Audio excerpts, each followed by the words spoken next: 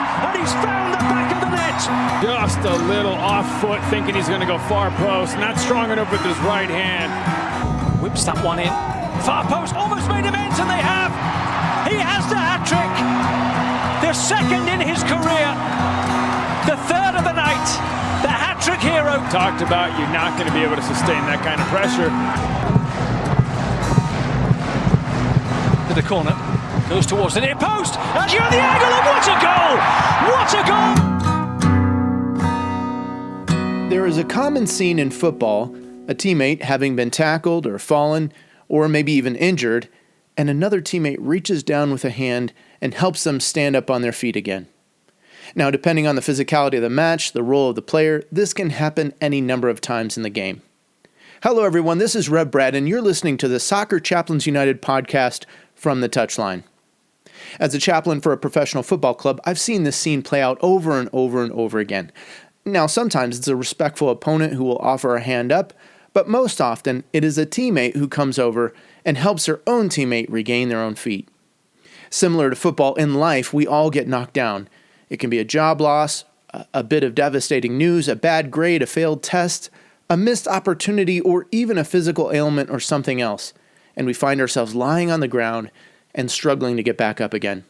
In those moments, it certainly helps to have someone reaching out, someone who's offering a helping hand and giving us a way to stand back up on our feet. Well, there's this picture of this in the Bible that I wanted to share with you today because I think in many ways this past year of 2020 has knocked many of us flat off of our feet.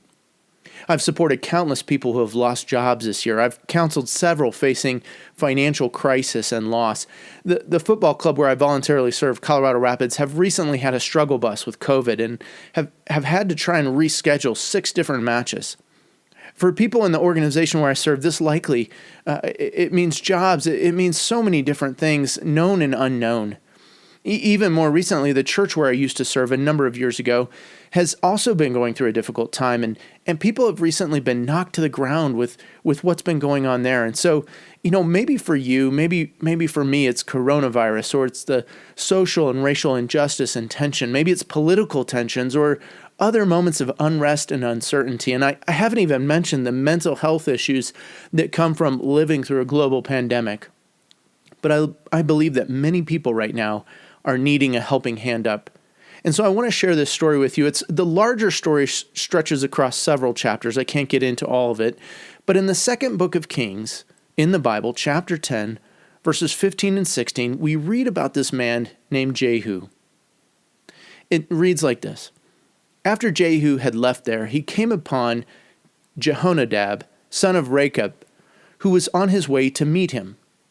Jehu greeted him and said, "Are you in accord with me, as I am with you?" "I am," Jehonadab answered. "If so," said Jehu, "give me your hand." So he did, and Jehu helped him up into the chariot. Jehu said, "Come with me, and see my zeal for the Lord." Then he had him ride along in his chariot. Now, to paint a bit of a picture, I don't know if you know Jehu. Jehu recently had been anointed as king over the northern kingdom of Israel. See, the nation of Israel had split into 2 kingdoms. The north, comprised of 10 tribes, was known as Israel, and its capital city was Samaria. The southern kingdom had split as well. They had 2 tribes, and they were known as Judah. And Israel was a hot mess. A ruthless king had been ruling the northern kingdom. His name was Ahab, and he'd pretty much run the nation into the ground. They'd suffered for well over 20 years, and having gone through serious drought and famine, there were all sorts of economic and social issues. There was serious social and political unrest in the land. You see, Ahab had been an evil king, and his queen was a driving force behind much of it. So by the time we read about Jehu driving his chariot and coming across Jehonadab, we can understand a people who have lived in distressed and oppressed times, perhaps a lot like our own today. During such times, it's hard to know whom to trust. Jehu knew of Jehonadab. They were friends, but he wanted to know if they were truly of the same heart and mind about things. And with Jehu in the midst of leading a coup d'etat against a previous king, there is this sorting and sifting out of allegiances and loyalties, and so he offers his hand. This gesture was not just about helping him up into the chariot, but it was a symbolic thing. For each of them to take each other's hand, it was a sign of both men coming together, a sign of partnership, a sign of teamwork, a sign of allegiance.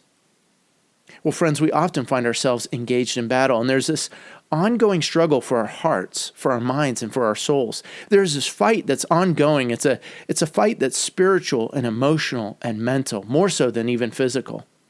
And it's one in which we need a wingman. We need a partner, a teammate, a co-pilot who will at the right times, extend a hand.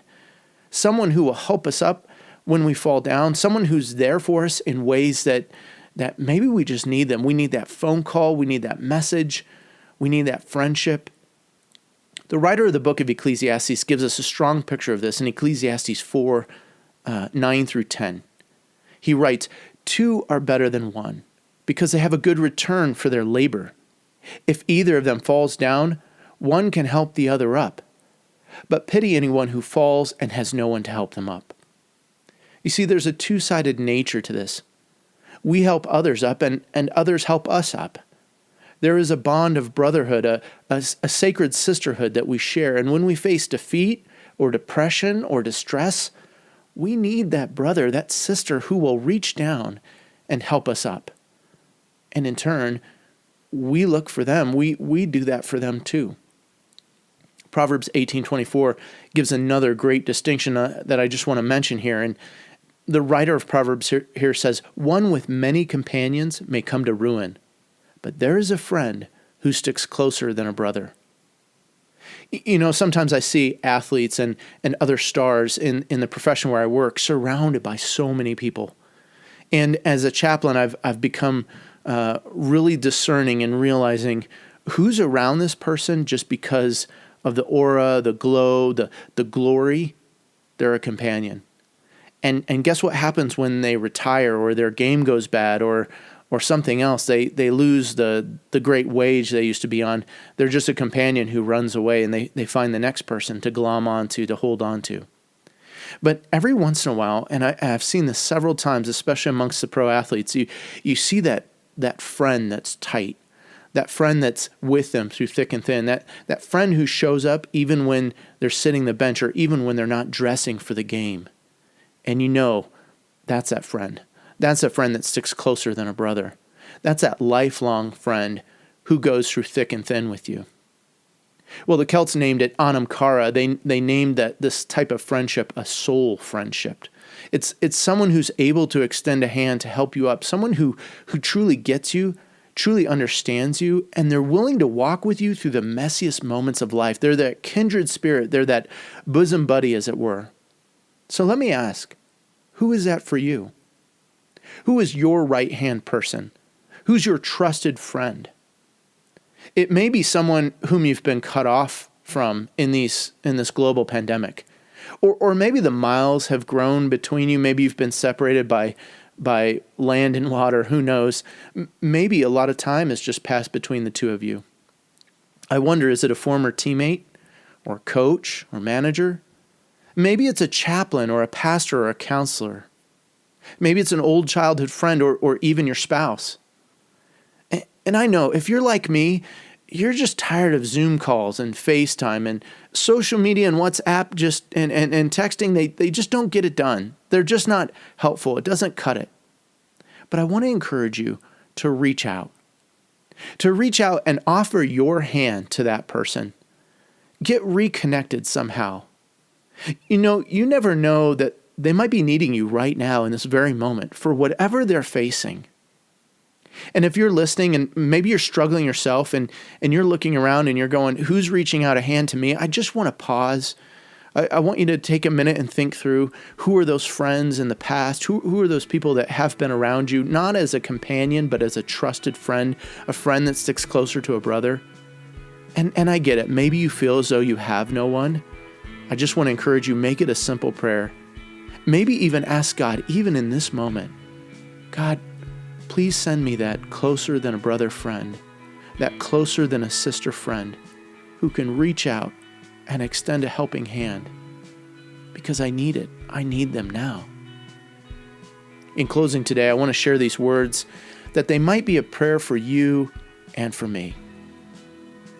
If your heart is right with my heart, give me your hand, the right hand of fellowship, the right hand of friendship. If your heart is right with my heart, give me your hand. Give me your hand. Amen.